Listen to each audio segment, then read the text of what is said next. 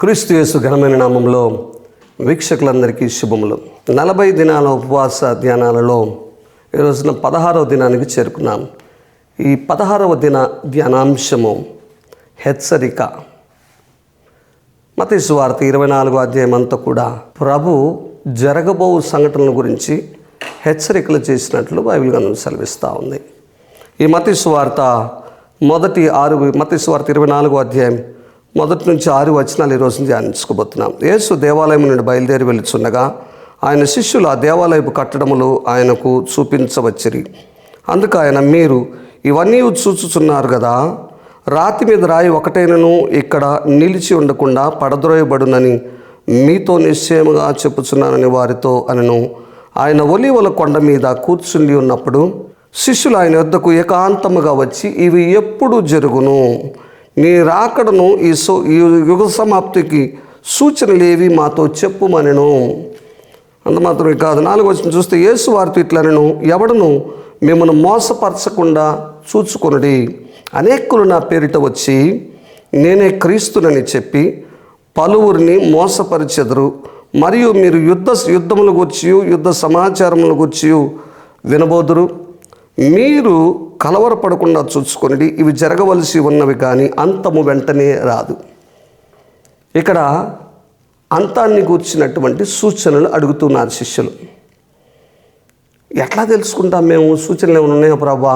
భూమి ఆకాశాలు గతించిపోతూ ఉన్నాయి, ఈ ప్రపంచం గతించిపోబోతుంది, అంతం రాబోతుంది అనటానికి సూచనలు మాకు తెలిపితే బాగుంటుంది కదా ప్రభు అన్నప్పుడు ప్రభువారు ఈ హెచ్చరిక సూచనలు తెలియజేస్తూ ఉన్నారు. ఈ హెచ్చరిక సూచనలు చూస్తే మొదటిది, దేవాలయము ఉండదు. అప్పటికి దేవాలయం ఉంది, దేవాలయము ఉండదు, కూలిపోతుంది. రాయి మీద రాయి ఒకటైనను ఇక్కడ నిలిచి ఉండకుండా పడద్రోయబడునని మీతో చెప్పుచున్నాను. నిజమే కదా, ఇప్పుడు లేదు దేవాలయం. యెరూషలేం దేవాలయం కుప్పకూల్చబడి ఉన్నది. 1వ శతాబ్దంలో రోమా చక్రవర్తి దాన్ని నాశనం చేసినట్లు చరిత్ర చెబుతూ ఉంది. ఈ మందిరం యొక్క ఎత్తు 37.5 అడుగులు పొడుగు, 12 అడుగులు ఎత్తు, 18 అడుగులు వెడల్పు ఉన్నటువంటి తెల్లపు సున్నపు రాళ్ళ చేత కట్టబడినటువంటి ఈ దేవాలయము అని చరిత్రకారుడైన జోసెఫస్ రాస్తూ ఉన్నాడు. ఈ దేవాలయము కూల్చబడింది, కుప్పకూల్చబడి ఉన్నది. దేవాలయం పడగొట్టబడి ఉంది. పునాదిరాలు మాత్రమే ఉన్నాయి.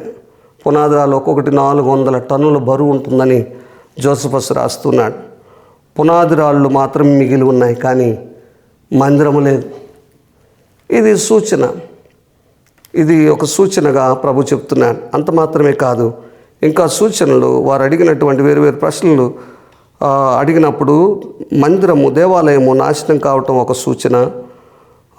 అంత మాత్రమే కాదు, ఇంకా ప్రభు వారితో మాట్లాడుతూ చెప్పినటువంటి ఇంకొక సూచన ఏంటంటే, ఎవరునూ మిమ్మల్ని మోసపరచకుండా చూచుకొనిడి. అనేకులు వచ్చి మోసగిస్తారు. ఎవరు కూడా మిమ్మల్ని మోసపరచకుండా చూచుకొనిడి అన్నారు. నిజమే, పాత నిబంధన నుంచి కూడా రాయబడతా ఉంది. ఇర్మియా గ్రంథం 29వ అధ్యాయం 8వ వచనంలో ఉంటుంది. ఇర్మియా గ్రంథం 29వ అధ్యాయం 8వ వచనంలో ఇర్మియా రాస్తాడు ప్రభు చెప్పినటువంటి మాట. 2 కొరింథీ 11వ అధ్యాయం 13వ వచనంలో పౌలు భక్తుడు రాస్తున్నాడు. ఎఫెసీయులకు రాసిన పత్రిక 4వ అధ్యాయం 14వ వచనంలో, ఎఫెసీయులకు రాసిన పత్రిక 5వ అధ్యాయము 6వ వచనంలో కూడా పౌలు భక్తుడు రాస్తున్నాడు. అనేక మంది అబద్ధ ప్రవక్తలు, అబద్ధ బోధకులు ప్రభు పేరట వస్తారు, కల్పన కథలు చెప్తారు. అనేక మంది రకరకాల బోధలు ఈ మధ్య చెప్తానే ఉన్నారు కదా.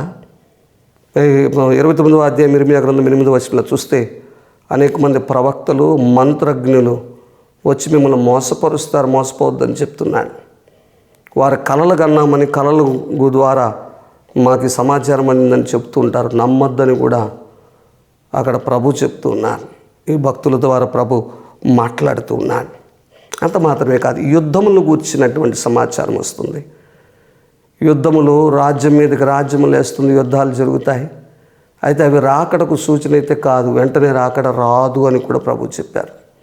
వెంటనే రాదు, అది సూచన, ప్రాథమిక సూచన మాత్రమే. కానీ ఇవి జరిగినంత మాత్రాన వెంటనే రాకడైతే రాదని హెచ్చరిక చేస్తూ ఉన్నారు. ఈ 6 వచనాల్లో హెచ్చరికలు ఆ చేసినటువంటి హెచ్చరికలు ఆల్రెడీ మనము ఇప్పుడు జీవిస్తున్నటువంటి కాలంలో జరుగుతూనే ఉన్నాయి. అనేక యుద్ధాలు దేశం మీద దేశము లేస్తూ ఉంది, యుద్ధాలు జరుగుతూనే ఉన్నాయి. మనం చూస్తూ ఉన్నాం. పాలస్తీనా ఇజ్రాయెల్ యుద్ధం, ముస్లిం దేశాలు ఇజ్రాయెల్ మీద దాడి చేస్తూ ఉన్నారు. రష్యా యుద్ధము మనకు తెలుసు. రష్యా ఇంకొక దేశం మీద యుద్ధం చేస్తూ ఉంది. రకరకాల యుద్ధాలు జరుగుతూనే ఉన్నాయి. ఈ రోజున మన జీవితాలలో కూడా సాతానుడు దెబ్బ కొట్టాలని చూస్తాడు. జాగ్రత్త పడాలి. ప్రభు యొక్క రాకడ కొరకు సిద్ధపడాలి. ప్రభు రాకడ అతి సమీపంగా ఉంది. ఈ సూచనలు నెరవేరుతూ ఉన్నాయి కాబట్టి మనము తొందరపడాలి, మెలకువగా ఉండాలి. మనము మెలకువగా ఉండి ప్రభు యొక్క వాక్యానుసారం, చిత్తానుసారం నడుచుకొని ప్రభు యొక్క రాకడలో ఆయన ఎదుర్కోవటానికి సిద్ధపాటు కలిగి ఉండినట్లు ప్రభు యొక్క కృప ప్రతి ఒక్కరు కూడా దయచేయును గాక. ఆమేన్.